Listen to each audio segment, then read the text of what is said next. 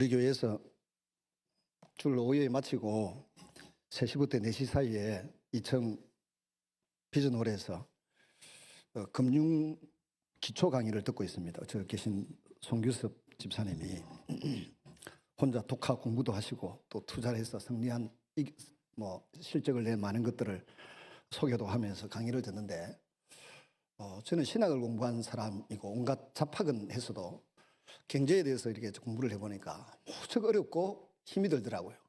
근데 아주 명쾌하게 설명을 잘 해주십니다. 이제 한 4번째인가 5번째인가 되는데 끝나고 나면 통성경 학교를 다시 시작하려고 합니다. 근데 오늘 제가 읽어드리는 1분 만에 읽어드리는 이 내용을 듣고 이해가 안 된다.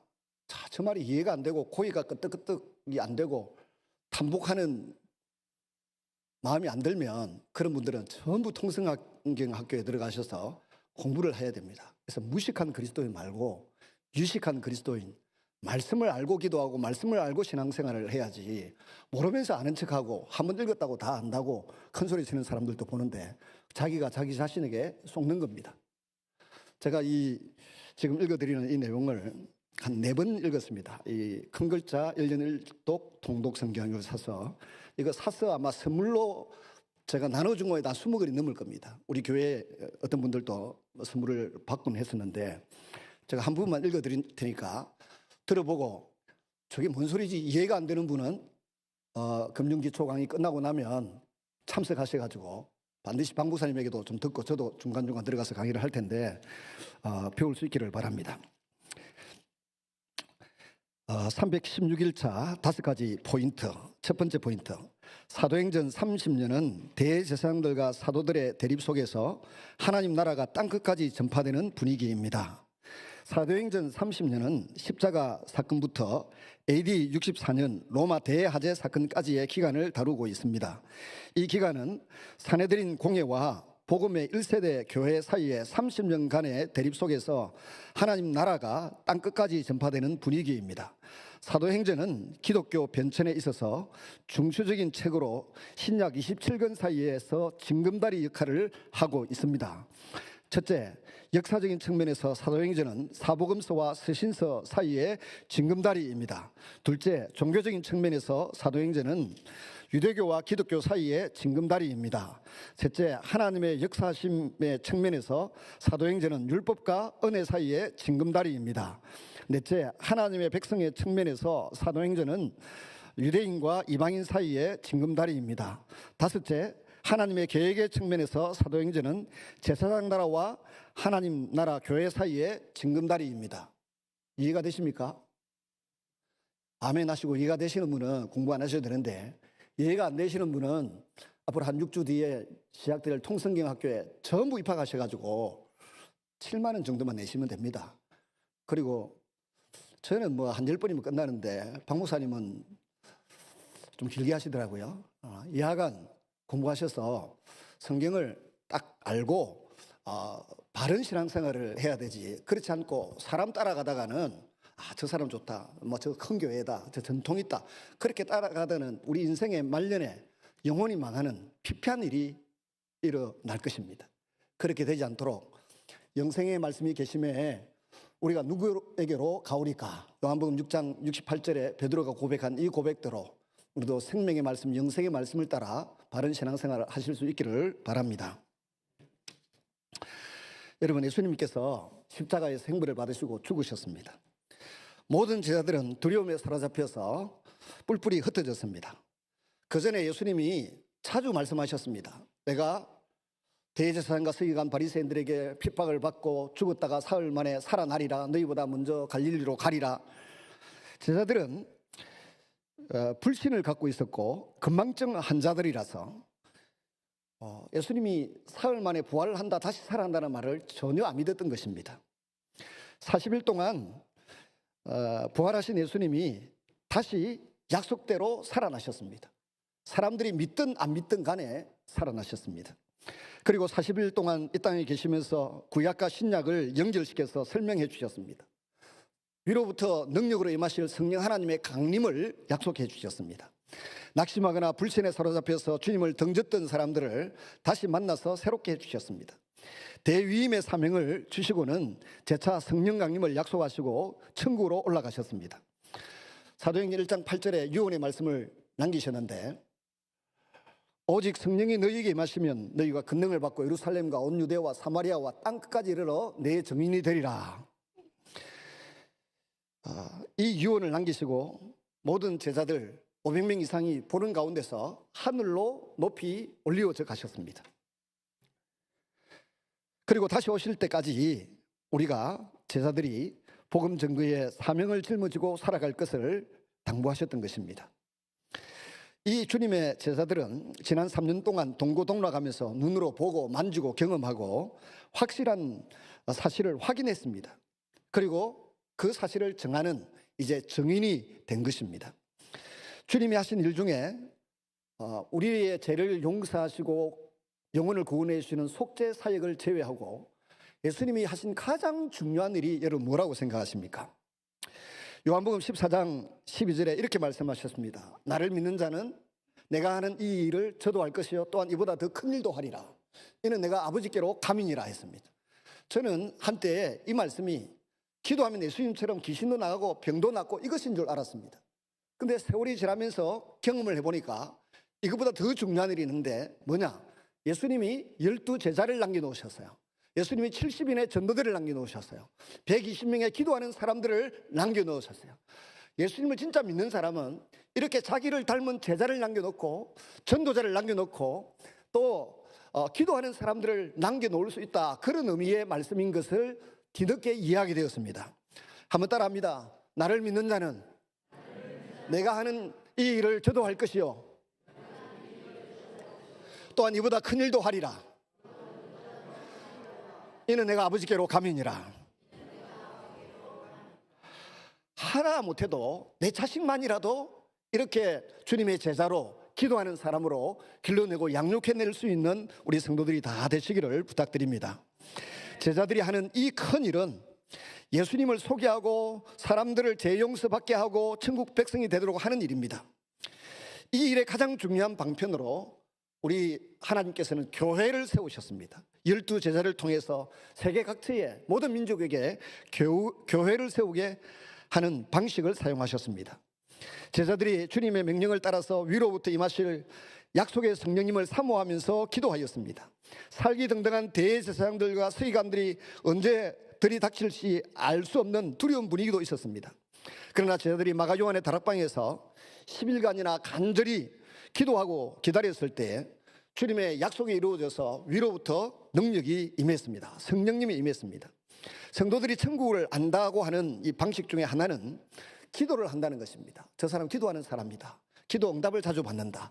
간증이 있는 사람이다. 이런 표현을 우리가 종종 씁니다. 기도는 하늘 문을 엽니다. 천국의 문을 엽니다.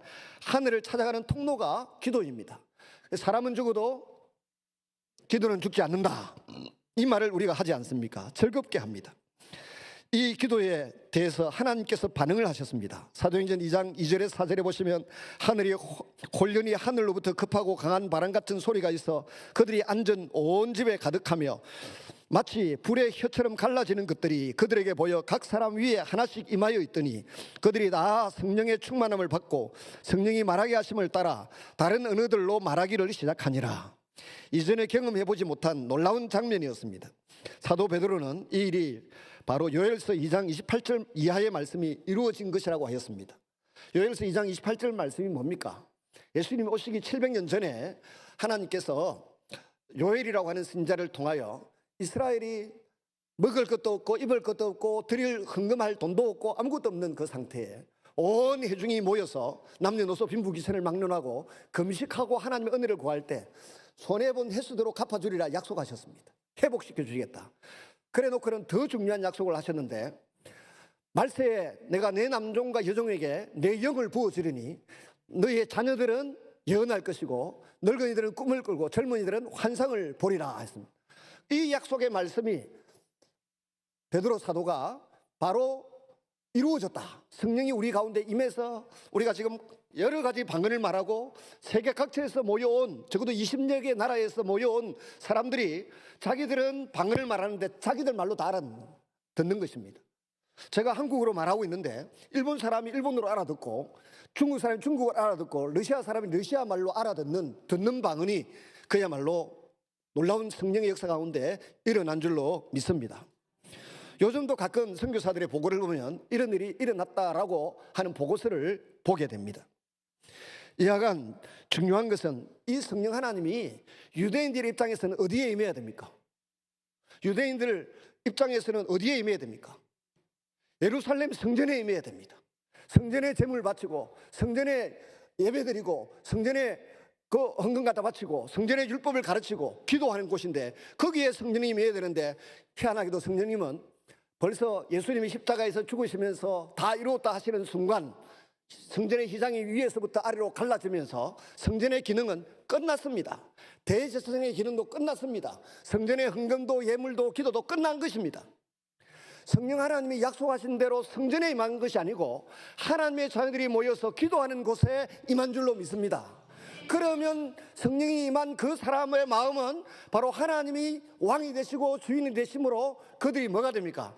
하나님의 성전이 된 줄로 믿습니다. 하나님의 성전이 되었어요. 그래서 우리가 이제는 하나님을 아바 아버지라 부르게 되고 우리의 몸이 하나님의 성전이 된 것입니다. 이 놀라운 일이 일어났을 때 유대인들은 그야말로 경악하고 자신들의 기득권을 놓칠까 봐 두려워 떨고 협박하게 되고 예수 믿는 자를 잡아다가 죽이는 일들을 자행하게 된 것입니다.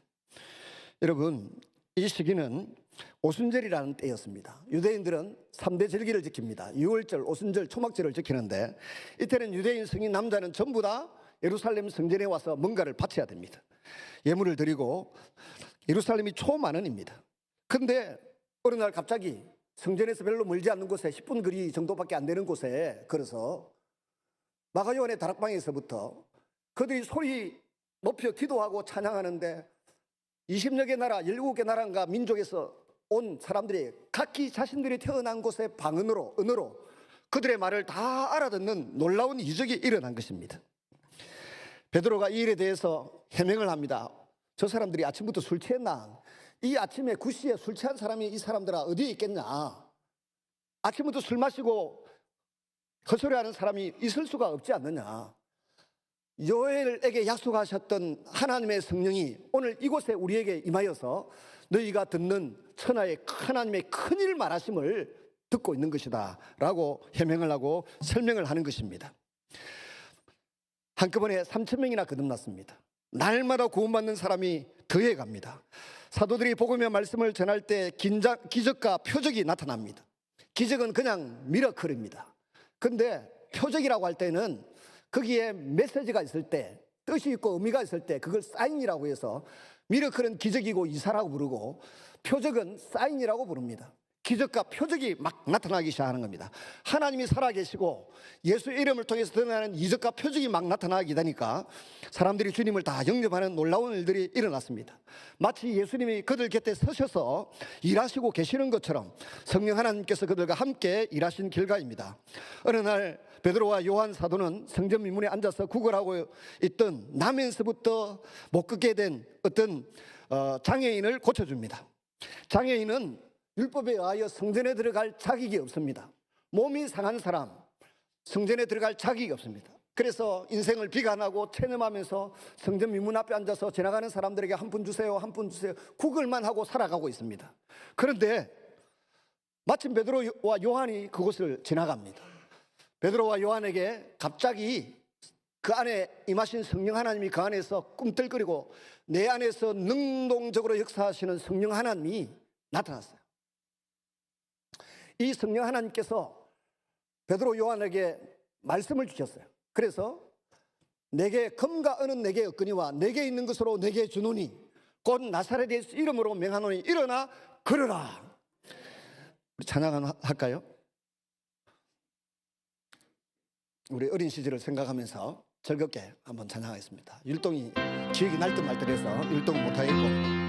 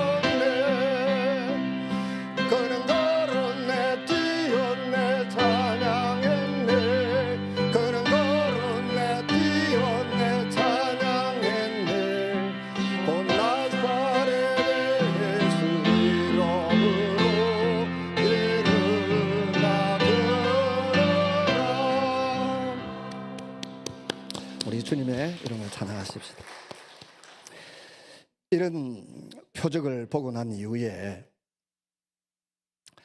베드로와 요한이 그야말로 신적인 존재가 된 것처럼 사람들 앞에 존경을 받고 아주 놀라워하면서 사람들이 모여들었습니다. 그때 베드로와 요한은 더 놀라운 말을 하기 시작합니다. 사도행전 3장 12절에 베드로가 이것을 보고 백성에게 말하되 이스라엘 사람들아, 이 일을 왜 놀랍게 여기느냐? 우리 개인의 권능과 경건으로 이 사람을 걷게 한 것처럼 왜 우리를 주목하느냐? 그리고 15절 16절에 그러나 하나님이 죽은 자 가운데서 그를 살리셨으니 우리가 이 일의 증인이라. 그 이름을 믿음으로 그 이름이 너희가 보고하는 이 사람을 성하게 하였나니 예수로 말미암아 난 믿음이 너희 모든 사람 앞에서 이같이 완전히 낫게 하였느니라. 이 기적을 표적으로 삼아서 메시지를 전합니다. 예수님의 죽으심과 부활을 전합니다. 사도행전에 한 23편 정도의 설교가 나오는데 전부 핵심 주제가 예수님의 죽으심과 부활입니다. 근데 베드로와 요한은 과거에는 이 예수님의 이름을 십자가의 죽으심과 부활을 전할 믿음도 용기도 말씀도 없었던 사람입니다. 근데 성령을 체험하고 부활하신 예수님을 만나고 나니까 더 이상 감출 수도 없고 외면할 수도 없어서 이 예수의 이름을 자랑하고 다니고 외치고 다니고 선전하고 다니고 이 예수의 이름을 위하여 순교까지 하는 자리에 나아가게 된 줄로 믿습니다. 베드로의 설교 주제였고 바울의 설교 주제였고 스데반의 설교의 주제였고 빌립의 설교의 주제였습니다. 모든 집사님들의 설교 주제였습니다. 모든 전도자들의 입에서 흘러나오는 핵심 주제가 주님의 죽으심과 부활이었습니다. 그들은 예수님의 보혈과 부활을 전하는 통로가 되었습니다. 하나님의 사랑을 전하는 통로가 되었습니다. 이 일을 위해서 아낌없이 내어놓고 헌신할 수 있었습니다. 이런 상황 속에서 제사장과 이제 성전 맡은 사람들, 사두개인들, 당시의 종교 지도자들은 사도들이 예수님의 이름을 전파함을 매우 못마땅하게 여기고 그들을 감옥에 가둡니다. 대제사장 및 그들의 소식은 만만하게 볼 대상이 아닙니다. 그들은 결코 위협하는 것으로 끝나지 않았습니다. 이전에 많은 선지자들과 하나님의 종들을 죽음으로 몰아갔고 하나님의 아들이신 예수님마저 십자가에 못 박은 대담한 사람들입니다. 로마 제국과 밀월 관계를 유지하면서 자신들의 기득권을 철저하게 지키고 싶었습니다. 군중을 선동했고 여론을 조성해서 사건을 조작하고 예수님을 십자가에 못 박아 죽게 했습니다. 그 일에 자신들의 지식과 재물과 지혜와 기술과 모든 걸 총동원했습니다. 그리고 모든 일이 다 완벽하게 마무리되고 예수님의 죽음으로 끝났다라고 생각했습니다. 예수님의 죽음과 함께 모든 것이 정리되었고 자신들의 것을 다 지키고 보존할 수 있게 되었다고 속단했습니다. 그러나 예수님의 제자들은 성령의 능력을 경험하고는 더 강한 전사로 변화되어서 나타났습니다. 성전에 성령님이 임하신 것이 아니고 예수님을 나의 구주로 하나님으로 믿는 사람들의 심령 속에 성령님이 임하셨고 그들에게 성령님이 함께 하시면서 하나님을 아버지로 예수님을 주로 왕으로 모시는 고백의 사람들이 거침없이 복음을 온 세상에 전하게 된 것입니다. 죽음도 불사합니다. 베드로도 겁쟁이, 주님을 저주까지 하고 맹세까지 하고 부인했던 이 겁쟁이 베드로가 달라져도 너무 많이 달라졌습니다. 종교 지도자들, 대제사장, 이 사람들은 베드로와 요한이 기탄 없이 말함을 보고 그들을 본래 학문 없는 범인으로 알고 있다가 이상에 이깁니다. 사도행전 4장 13절입니다. 세 번이나 예수님을 모른다고 부인하고 맹세까지 하고 저주까지 했던 베드로가 예수님의 십자가형은 잘못된 것이고 너희들이 의인을 못 박아 죽였다라고 지적합니다. 역사적인 증거까지 거론하면서 공개적으로 지적합니다. 부활하신 주님을 만나서 위로와 확신을 얻은 그가 이제 예수님의 이름에 자신의 생명을 걸고 나선 것입니다. 곧 이어서 스데반 집사님이 구약적인 근거를 들어가며 지적하고 나아가 바울이 더 정교하게 예수님을 설명해 갑니다. 또한 제자들은 복음을 선포하는데 더욱 담대하게 해달라고 모여서 기도하고 기사와 표적을 통해서 예수님의 능력이 온 천하에 알려지기를 기도합니다. 서기관들과 장로들이 합세하여 이런 제자들의 행동을 막으려고 애썼지만 헛수고입니다. 예수님의 유언은 세계 복음화에 불길을 당겼고 모든 성도들을 제자화시키는 데 있어서 그야말로 큰 동인이 되었습니다. 주님의 유언은 제자들의 꿈이 되고 비전이 되고 소망이 되었습니다. 오늘날 우리 성도들도 이 세상에서 그렇게 사람들이 애착을 갖고 관심을 갖고 붙들고 있는 이 물질을 하나님 앞에 아낌없이 드리면서 시간도 드리고 여기에 모이고 전도하고 사랑을 베푸는 이유가 뭡니까? 이 주님의 유언의 말씀처럼 세계의 복음화, 모든 성도의 제자화, 모든 하나님의 자녀들이 천국 가기를 바라는 꿈을 가지고 거기에 이 초대교회 사도들과 제자들처럼 헌신하고 자신을 드리고 있는 줄로 믿습니다. 반드시 하나님이 때가 되면 적절하게 갚으시고 복 주실 줄로 믿습니다. 성전을 중심으로 기득권을 유지하고 있던 대제사장 세력들은 탄탄한 조직이 있었고 막강한 재정이 있었습니다. 그러나 초대교회 성도들에게는 큰 조직도 없었고 재물도 없었습니다. 그러나 그들은 자신들이 가지고 있는 물질과 물건을 서로 통용하면서 유무상통의 기적을 보여주었습니다. 재산이 있는 사람은 가난한 성도들을 위해서 자신의 밭을 팔아서 아무 대가를 바라지 않고 교회 공동체를 위해서 내어놓기도 했습니다. 근데 재산만 조금 내어놓고 다른 사람들로부터 칭찬만 받고 싶었던 사람도 있었습니다. 아나니아와 삽비라 부부였습니다. 왜 그들은 굳이 재산을 바치려고 하는 좋은 일을 하다가 그런 안타까운 일, 현장에서 죽임을 당하는 일을 겪게 되었습니까? 그들은 자신들이 가지고 있는 믿음보다 더 큰 믿음의 사람으로 칭찬받고 싶고 명예를 가지고 싶었습니다. 그냥 나는 적은 믿음으로 절반만 드립니다 해도 충분히 박수 받을 수 있고 하나님 앞에 복받은 사람, 은혜 받은 사람으로서 역할을 할 수 있는데 주님은 그걸 용납하지 아니하셨습니다. 그리고 현장에서 아나니아와 삽비라 부부가 죽어나갔을 때 초대교회 공동체를 흔들어 놓기에 충분한 이 사건은 오히려 교회 안에 있는 모든 성도들이 생각을 깨끗하게, 마음을 깨끗하게 정결하게 하는 데서 중요한 촉매제가 된 줄로 믿습니다. 초대교회 공동체가 이렇게 하나하나 기틀을 다져가고 있을 때에 교회가 세워져 가고 있는데 제자들이 가진 것은 딱 하나입니다. 예수의 이름입니다. 그리고 교회 성도들입니다. 교회는 천국의 지부다라고 할 수 있습니다.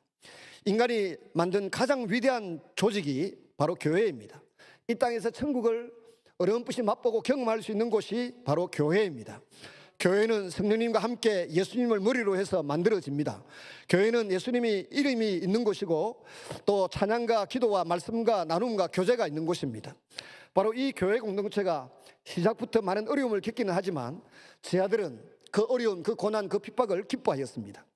제자들과 서기관들의 핍박은 점차 가중되어서 사도들의 목숨을 위협하는 수준에까지 이르렀지만 이 또한 예수님을 향한 사도들의 헌신과 충성을 꺾지 못했습니다.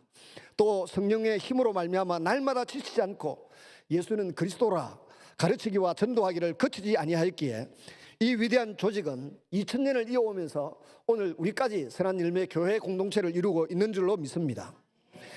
이 교회 공동체가 이제 함께 가는 것이다 라고 하는 사실을 깨닫기 시작합니다.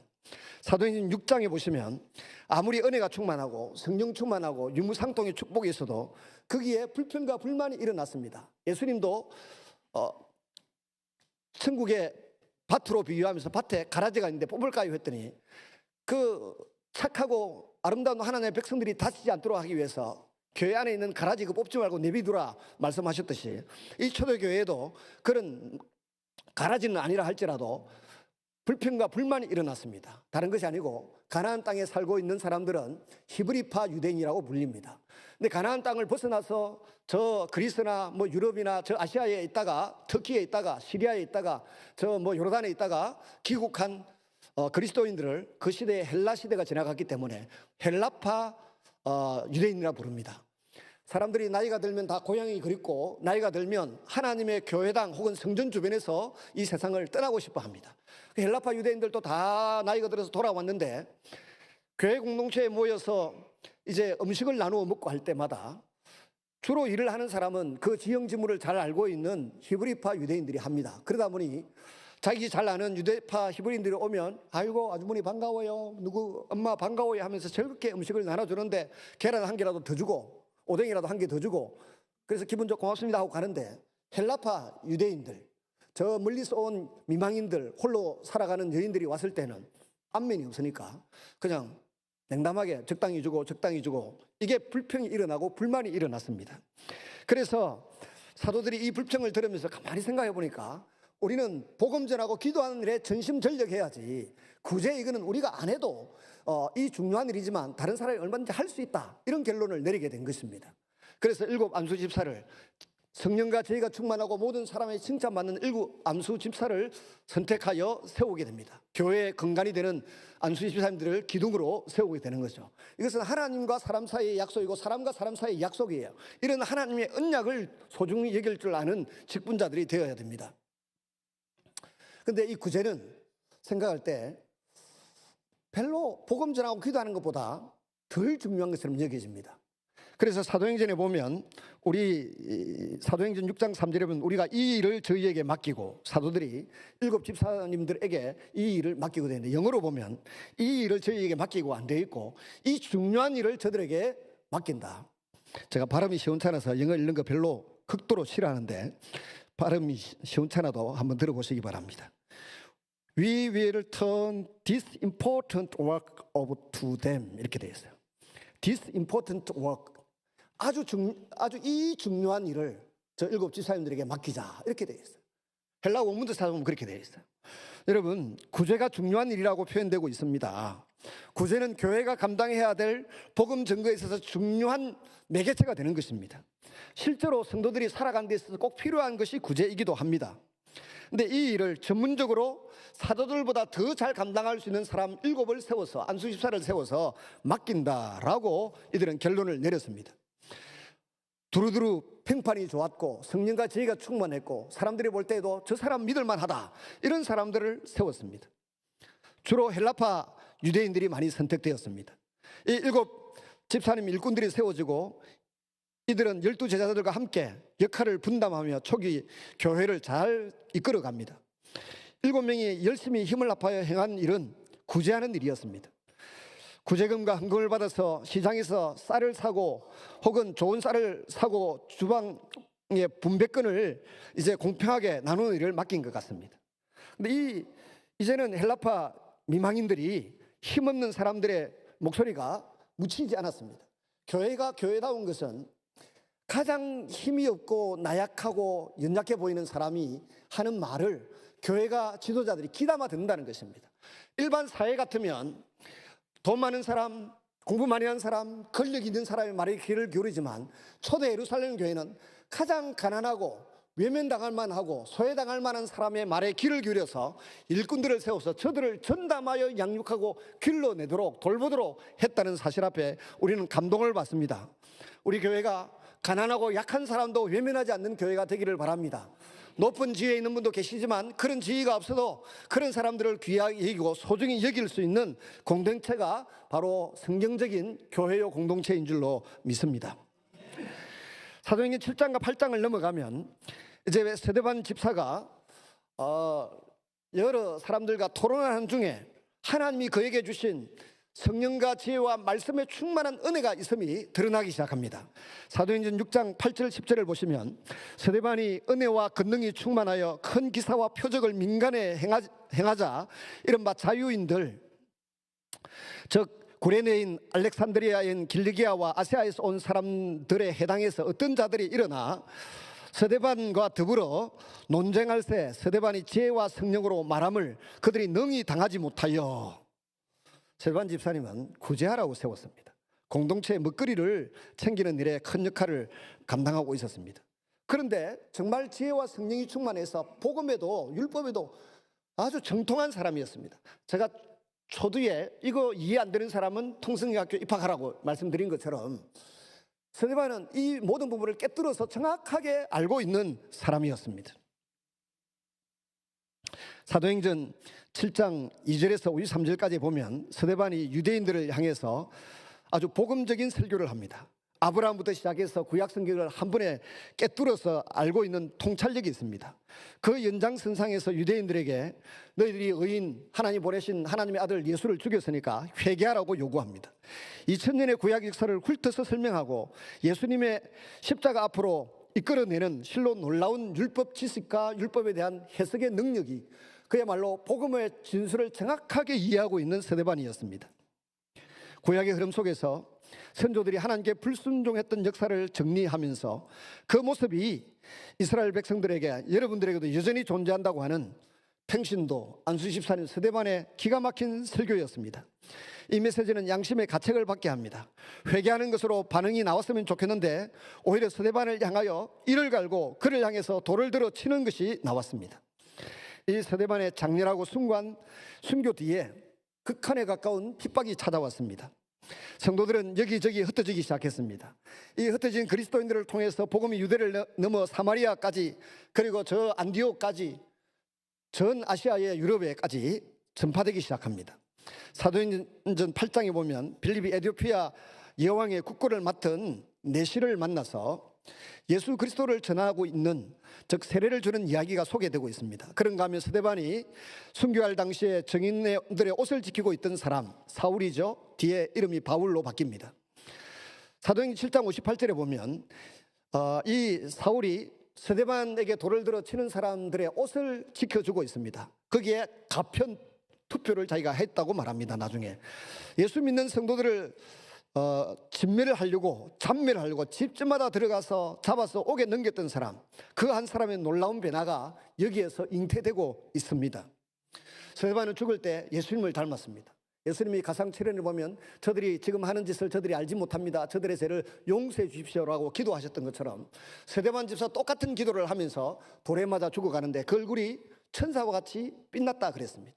그리고 하늘의 영광의 보좌 우편에 예수님이 급히 일어서셔서 내려다보고 계신다라고 말씀하기까지 하셨습니다. 이런 놀라운 일을 경험하고 있을 때 여전히 주님을 핍박하고 주님을 따르는 사람들을 원수같이 여기는 사람들이 있었습니다. 그들이 집착한 것은 그들이 가지고 있는 성전 중심의 기득권입니다. 성전에 들어왔던 수많은 헌금구가 그들이 가지고 있는 종교적인 권력, 그것 때문입니다.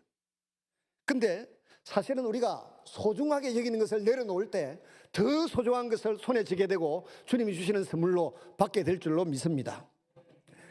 복음이 지역적으로 확대되어 가는 흐름을 따라 성경을 쭉 읽어가다 보면 이제 사도행전 9장이 나오는데, 사도 바울이 대제사장에게서 공문을 받아가지고 체포영장을 받아서 시리아의 다마스쿠스로 달려가고 있습니다. 그곳에서 주님이 바울에게 초자연적으로 나타나셔서 정오의 햇빛보다 더 강력한 빛 가운데 나타나셔서 바울을 부릅니다. 사울아 사울아, 네가 왜 나를 핍박하느냐? 누구십니까? 나는 그런 적이 없는데요. 네가 다마스쿠스에 들어가면 누가 네가 앞으로 어떻게 살아야 할지를 알려줄 사람이 있다. 맹인이 되고 소경이 된 상태로 침상에 들려서 다마스쿠스까지 갔습니다. 그리고 직가 스트레이트 로드라는 곳입니다. 길이 쭉 뻗어져 있어요. 거기에 유다라는 사람의 집에 들어가서 사흘을 금식하면서 이게 무슨 일인가? 내가 알고 있는 율법에 대한 지식과 다메섹 그 길에서 들었던 주님의 음성을 생각하면서 이게 무슨 일인가? 누군가 내게 와서 알려준다고 하는데, 그때 하나님께서 아나니아라고 하는 제자를 부르십니다. 그리고 좀 직가라고 하는 거리에 가면 사울이라고 하는 사람이 앉아 있는데 그 사람에게 그가 해야 될 일을 알려줘라. 아나니아가 대답합니다. 아니 무슨 말입니까? 그 사람은 우리 예수 믿는 사람을 잡아 죽이는 일에 가편하고 체포영장 가지고 여기까지 온 사람이라는데 무서워서 못 만납니다. 그랬더니 쓸데없는 소리 그만하고 가서 만나라. 아나니아라고 하는 제자가 순종합니다. 가서는 바울에게 성령으로 주께서 성령으로 너에게 충만케 하신다고 안수기도를 하는 순간 바울의 눈을 멀게 했던 그 눈에 비늘이 떨어져 나가고, 이 아나니아는 알려줍니다. 너는 하나님이 택한 이방인들을 위하여 택한 그릇이다. 유대인과 임금들과 여러 이방인들에게 복음을 전하라고 택한 나의 그릇이라고 하나님이 말씀하셨으니까 앞으로 이 시간 이후에 당신의 삶은 그렇게 살아져야 되는 것이다 라고 하는 말씀을 듣습니다. 드디어 복음의 문이 유대인에게서 끝나는 것이 아니고 이제는 온 이방인, 저와 여러분에게까지 전하여지는 귀한 일이 펼쳐지기 시작하는 것입니다. 그래서 열리는 제자시대이고 교회가 경계를 넘어서 우리에게까지 확장되어 오는 귀한 일이 일어나게 되는 것입니다. 이때 그들은 비로소 함께 한다는 것이 무엇인가를 이해하게 됩니다. 하나님께서 아브라함을 부르실 때부터 모든 민족에게 복을 주기로 약속하셨습니다. 그 중에 이스라엘을 선택하여 모든 민족 중에서 하나님의 백성의 모범을 보이기를 원하셨습니다. 그러므로 유대인들의 성전과 율법은 그들만을 위한 것이 아니라 온 세계를 위한 것이었습니다. 그런데 유대인들은 바로 이 특권과 사명의 관계를 이해하지 못하고 2000년 동안 선민과 이방인을 구분하는 벽을 쌓았습니다. 고넬료 사건이 10장에 등장합니다. 어느 날 가이사라의 백부장 고넬료에게 하나님의 천사가 나타나서 베드로를 초청하라고 합니다. 그리고 그 이튿날 베드로는 기도하는 중에 환상을 봅니다. 평소에 부정하게 여기던 것들을 잡아먹으라는 음성에 베드로는 그럴 수 없다라고 거절합니다. 그러기를 세 차례 그 환상이 무엇을 의미하는 것인지 고민하던 베드로에게 고넬료의 하인들이 찾아왔습니다. 그래서 베드로와 고넬료가 만나게 됩니다. 보자기가 3번 내려오는데 부정한 짐승이 있는데 잡아먹으라. 나는 부정한 짐승을 안 먹습니다. 내가 깨끗한 것을 네가 속되다 하느냐, 먹으라라고 말씀하시는 환상만 보게 됩니다. 그런데 이게 무슨 뜻인가 하고 있을 때 대문 밖에서 시몬 베드로를 찾는 사람이 찾아옵니다. 찾아온 무리들을 만나보니까 고넬료가 보낸 사람입니다. 고넬료는 로마의 백부장이었습니다. 인근 지역의 사법권을 행사할 정도로 권력자이고 어느 정도 재력도 있었습니다. 그런데 그는 그 힘과 재력을 가지고 자기 혼자 편하게 살고 쓰는데 최선을 다한 사람이 아닙니다.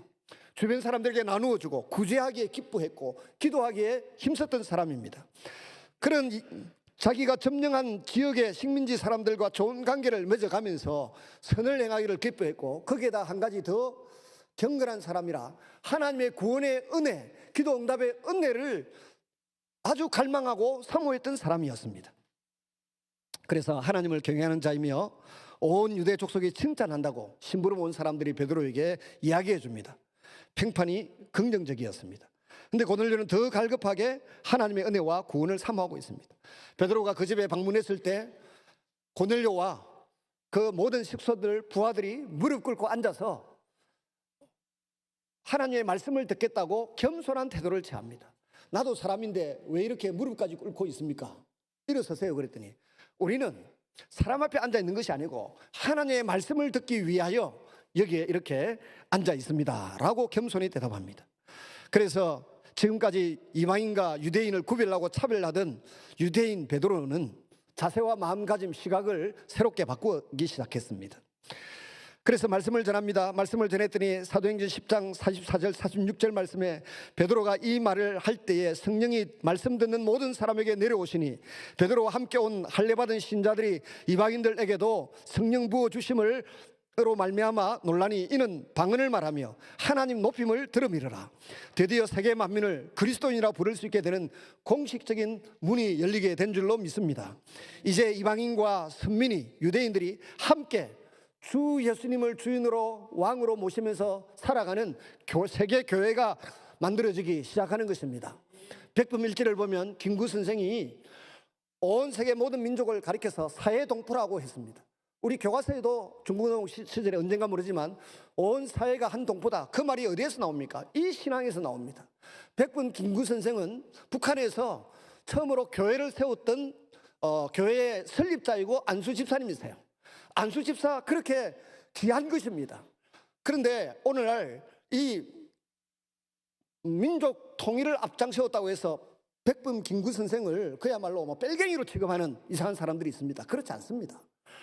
하나님의 교회를 사랑하고 사회를 동포로 생각했던 이 신앙은 성경에서 나오는 신학이고 오늘 고넬료와 베드로가 보여주는 이 모습에 한 자락 한 자락을 이어가고 있는 중인 것입니다. 오늘 우리가 해외 선교사를 파견하고 해외 교회를 세우는 이유도 사회가 한 동포라고 말한 이 예수님의 가르침과 백범의 가르침을 따라서 우리도 선교에 앞장서고 헌신하고 선교사를 파송하고 위하여 기도하고 있는 줄로 믿으시기를 바랍니다. 드디어 예루살렘 교회는 교회로서의 진정한 정체성, 열방을 향한 교회로 서게 됩니다. 진정한 사명과 복을 위하여 교회가 열린 것입니다. 그리고 그 열린 문을 통하여 복음이 세계로 전파되는 발걸음이 시작됩니다. 복음이 수리아 안디옥까지 전파되었습니다. 지금은 터키 땅에 있지만 과거에는 시리아 땅에 있었습니다. 이 수리아 예루살렘 교회는 바나바를 안디옥으로 보냅니다. 바나바는 다소에 머물고 있던 사울인 바울을 찾아가서 데리고 와서 사역에 길을 열어주고 이방 선교를 위해 1차, 2차, 3차, 4차 세계 전도 여행을 하는 사람으로 변화되는 것입니다. 첫 이방인이라는 이방인이라고 하는 이름으로 불리게 되는 뜻깊은 일이 사도행전 11장 26절에 생깁니다. 안디옥 교회의 성도들은 이제 큰 흉년이 예루살렘에 들었을 때에 헌금을 해서 가난한 예루살렘 교회 성도들을 위하여 구제금을 보내기도 했습니다. 사도행전 11장은 이렇게 예루살렘 교회와 안디옥 교회가 서로 도우며 함께 든든히 세워져 가는 아름다운 이야기로 끝을 맺고 있습니다. 즉 이방인 교회와 유대인 교회가 하나라는 것입니다. 말씀을 맺습니다. 헤롯 아그리파 1세가 정치적 희생양을 찾습니다. 당시 초기 교회의 중요 인물이었던 야고보를 그 희생양으로 삼아서 죽이자 유대인들이 기뻐할 때입니다. 이를 본 헤롯 아그리파 1세는 유대인들의 환심을 더 얻고자 베드로도 죽이려고 잡아갑니다. 성도들은 모여서 베드로를 위해서 기도하였고 베드로는 천사의 도움으로 감옥을 빠져나옵니다. 반면 야고보는 헤롯 아그리파 1세의 칼에 의해서 참수형을 당합니다. 예수님의 제자 중에 첫 번째 순교자가 이 야고보였습니다. 요한의 형제 야고보를 칼로 죽이니 사도행전 12장 2절. 성도들은 베드로가 옥에 갇혔을 때처럼 야고보가 갇혔을 때도 열심히 기도했습니다. 그런데 하나님은 야고보는 순교하게 하셨고 베드로는 살려주셨습니다. 초대교회 성도들이 야고보를 위한 기도는 조금 하고 무성의하게 하고 베드로는 성의 있게 기도해서 베드로는 살고 야고보는 죽었습니까? 그건 아닙니다. 우리가 기도하더라도 하나님의 뜻하신 경륜에 따라 그 기도가 지금 당장 혹은 끝내 이루어지지 않을 수도 있습니다. 그럴지라도 하나님의 성품과 능력을 의심하지 않는 것이 올바른 그리스도인의 마음이고 자세입니다. 바나바와 바울은 안디옥 교회에서 모든 구제금을 예루살렘 교회에 잘 전달하고 마가를 데리고 안디옥 교회로 돌아옵니다. 이제 안디옥 교회에서 땅끝을 향한 바울과 바나바의 전도 여행이 시작이 됩니다. 우리 모두 예루살렘 교회와 안디옥 교회가 함께 가듯이 유대인과 이방인들이 함께 가듯이 우리 모든 성도들은 우파든 좌파든 진보든 보수든 주님의 이름으로 함께 가는 하나님의 백성인 것을 결코 잊지 마시기를 바랍니다. 지역을 뛰어넘고 빈부 기선을 뛰어넘고 계층을 뛰어넘어서 우리는 주님이 왕이시고 주인이신 한 하나님의 백성이고 자녀인 것을 기억하시고 이 놀라운 복음이 온 세상에 전파되도록 우리가 힘을 갖추는 교회가 될 수 있기를 바랍니다. 같이 한번 기도하시겠습니다. 통성으로 한번 기도합니다. 주님, 우리에게도 힘을 주셔서 우리도 사회 동포주의를 외치며 온 세계에 복음을 전하고 교회를 세울 수 있는 힘 있는 교회, 힘 있는 가정, 힘 있는 성도, 힘 있는 자녀들을 길러내게 하여 주시옵소서. 같이 함께 기도합니다. 자비로우신 아버지 하나님, 오늘 이 아침에도 우리를 불러내셔서 예배자로 기도자로 삼아주신 것을 진심으로 감사합니다. 우리의 기도를 받아주시고 우리의 부르짖음을 들어주시고 우리의 마음의 중심에 있는 소원을 들어주셔서 주님을 기쁘시게 해드리고 주님을 영광스럽게 해드리는 아름다운 삶이 우리 속에 이어지게 하여 주옵소서. 우리 성도들의 가정에 복을 주시고 건강과 영적인 부유함을 허락하여 주옵소서. 육체적인 물질의 부유함도 허락하여 주옵소서. 우리 교회도 동일한 은혜를 부어주셔서 공동체가 하나 되어 온 세계에 복음을 전하고 하나님 나라를 든든히 세우는 힘있는 교회가 되어가도록 은혜를 부어주시옵소서. 나누고 부어주는 자에게 더 많이 맡기시고 더 많이 베풀어 주실 하나님이신 줄로 믿습니다. 그인 믿음으로 살아가는 저희 모두가 되게 하여